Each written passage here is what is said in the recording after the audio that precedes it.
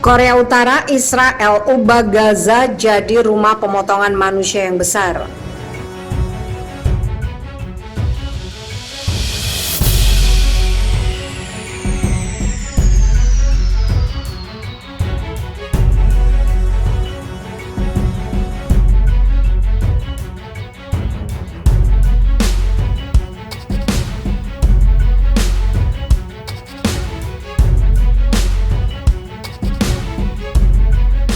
Pemerintah Korea Utara mengecam Israel karena mengubah jalur Gaza Palestina menjadi rumah pemotongan manusia yang besar dan tempat pembantaian anak-anak. Kecaman dari pemerintah yang dipimpin Kim Jong-un itu merujuk pada pembom Israel di Gaza dalam perang 11 hari antara militer Zionis dengan milisi Palestina pada Mei lalu. Kejahatan mengerikan Israel membunuh anak-anak seperti tunas belum berkembang merupakan tantangan berat bagi masa depan umat manusia dan kejahatan terhadap kemanusiaan, kata kementerian tersebut. Tidak berlebihan untuk mengatakan bahwa seluruh jalur Gaza telah berubah menjadi rumah pemotongan manusia yang besar dan tempat pembantaian anak-anak. Lanjut kementerian tersebut seperti dikutip dari Newsweek Senin 6 Juli. Segera setelah pemboman berakhir, Perdana Menteri Israel Benjamin Netanyahu dan pihak berwenang Israel berusaha menyembunyikan kejahatan mereka membunuh bahkan anak-anak, imbu Kementerian Luar Negeri Korea Utara. Outlet berita internasional sangat mengutuk Israel karena terus membantai anak-anak, menunjuk Israel sebagai penyebab pengusiran warga Palestina, perluasan pemukiman ilegal, dan menabur benih kebencian dengan menekan ibadah mereka yang damai. Pernyataan itu dikeluarkan pada 4 Juni yang ditetapkan oleh PBB sebagai Hari Internasional Anak-anak Tidak Bersalah Korban Agresi. Hari ini untuk menandai tindakan agresi Israel terhadap sejumlah besar korban anak-anak Palestina dan Lebanon yang tidak bersalah pada Agustus 1982. Bentrokan terbaru antara Israel dan milisi Palestina di Gaza menghancurkan ribuan bisnis dan rumah, menggusur lebih dari 100.000 orang di wilayah tersebut. Kantor PBB untuk koordinasi urusan kemanusiaan mengatakan sekitar 240 warga Palestina tewas dalam 11 hari konflik. Para pejabat Zionis melaporkan sedikitnya 12 orang tewas di Israel. Perang itu berakhir dengan gencatan senjata yang ditengahi Mesir. Milisi Palestina dan Israel sama-sama mengklaim kemenangan. Israel dan Palestina telah terlibat dalam pembicaraan damai sporadis selama 25 tahun terakhir, tetapi belum ada resolusi yang tercapai.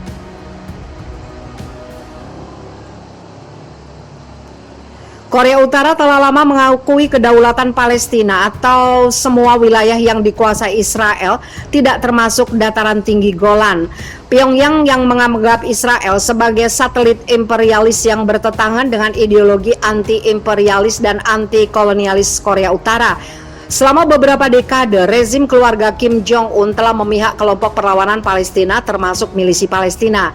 Pada 1990-an, mantan pemimpin tertinggi Kim Jong-il membantu mantan duta besar Palestina untuk Korea Utara Mustafa Safarini dengan perawatan kesuburan setelah mengembangkan hubungan dekat dengan pejabat tersebut. Sementara ideologi mereka selaras, solidaritas Pyongyang dengan gerakan pembebasan Palestina juga telah membuat Korea Utara memiliki hubungan diplomatik dengan kawasan Arab. Kementerian Luar Negeri Israel belum bersedia berkomentar atas kecaman Korea Utara terkait pemboman militer Zionis di Gaza bulan lalu.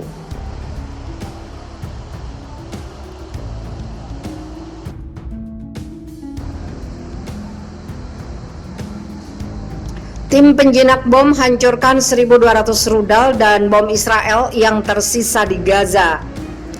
Tim penyapu bom menghancurkan sekitar 1.200 rudal serta peluru tank dan artileri yang tidak meledak yang ditembakkan oleh pasukan Israel selama serangan baru-baru ini ke daerah kantong tersebut. Demikian dilaporkan Anadolu Agency.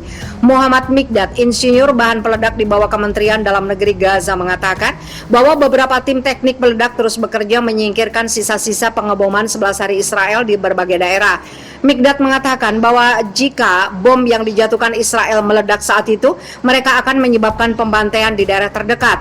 Menyoroti kondisi kerja yang buruk, yang meminta badan-badan internasional seperti Komite Internasional Palang Merah untuk memantau pekerjaan di lapangan dan menyediakan peralatan yang diperlukan. Demikian dilansir Middle East Monitor. Dia mengatakan bahwa Israel memblokir masuknya peralatan pelindung yang digunakan oleh tim penjinak bom di jalur Gaza dan menambahkan bahwa ini membuat pekerjaan mereka lebih berat. Gencatan senjata yang ditengahi Mesir yang mulai berlaku pada 21 Mei dini hari mengakhiri pemboman 11 hari Israel di jalur Gaza.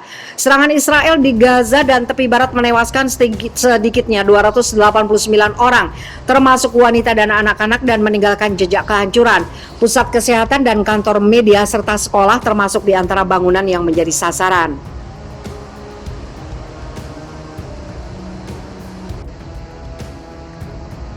Milisi Palestina klaim mampu hancurkan Tel Aviv Israel dengan 130 rudal per menit. Milisi Palestina, kelompok perlawanan Palestina di jalur Gaza, mengklaim mampu menghancurkan Tel Aviv Israel dengan serangan 130 rudal setiap menit.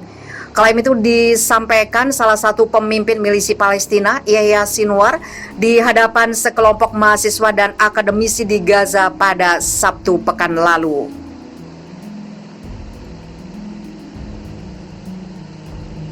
Tuhan telah menetapkan bahwa kami harus menyerang Tel Aviv dan ada kemampuan lain yang belum kami ungkapkan, kata Sinwar.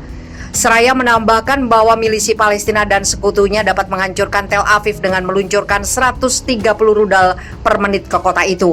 Sekutu milisi Palestina di Gaza adalah kelompok Jihad Islam Palestina. Kedua kelompok inilah yang terlibat perang berdarah 11 hari pada bulan lalu.